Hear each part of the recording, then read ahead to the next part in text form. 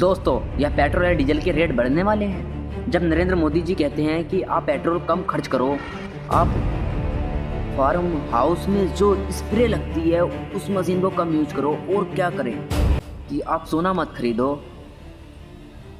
क्या सोने के रेट भी बढ़ने वाले हैं? क्या आप हमारे देश में सोना नहीं आने का बाहर से? क्यों नहीं आने का? आप तेल अब खर्च क्यों नहीं कर सकते? हमारे देश में जब भी ऐसी समस्या आई है, समझ लेना आपको कुछ ना कुछ समस्या के आगे आपको झेलनी पड़ी है। क्योंकि इसमें बताया जाता है जब भी ट्रस्ट हुआ है आदमी, जब भी किसी भी चीज़ को लेकर बहुत बड़ी चर्चा हुई है, काफ़ी चर्चा हुई है कि हमारे देश में इतनी बड़ी समस्या आने वाली है, क्या भुखमरी आने वाली है हमारे देश में। हाँ भाई, जब से ईरान अमेरिका की लड़ाई चली है, जब से हमारे देश में कभी कुछ नहीं आ रहा, कभी पेट्रोल क्या ये। मैंने माना आप पेट्रोल 200 रुपये भी लीटर कर दोगे ना, पब्लिक जब भी गाड़ी चलाएगी। क्यों आपको आगे से महंगा मिल रहा है? मोदी जी कहते हैं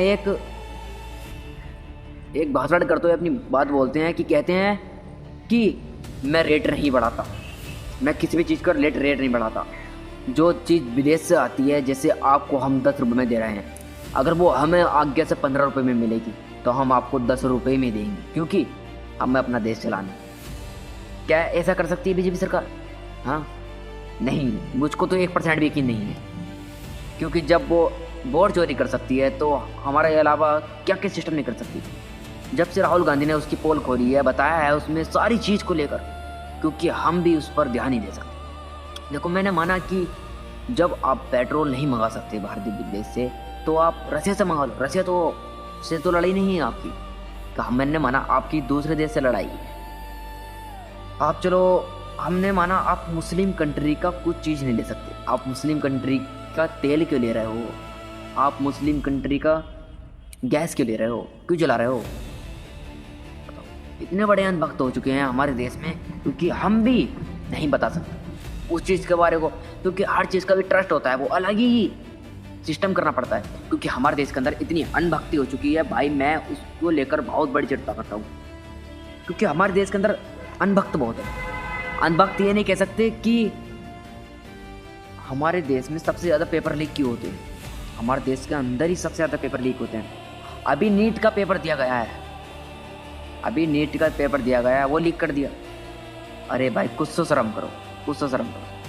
आपके पास इतना ही पैसा नहीं है जो आप फर्जी भर्ती निकालते हो और बाद में पेपर लीक कर देते हो।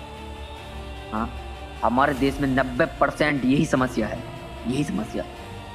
लेकिन हमारे देश के प्रधानमंत्री जी को इस चीज़ पर गौर देनी चाहिए कि दूसरे देश में जाते हैं उस देश से सीख लेनी चाहिए। क्या और विदेश में जाकर किसी भी देश में कंट्री में जाओ, आप हर कंट्री में घूमे हो, क्या आपको यही समस्या मिलती है जो हमारे भारत के अंदर है? आपको उनसे सीखना चाहिए कुछ देश चलाने के बारे में।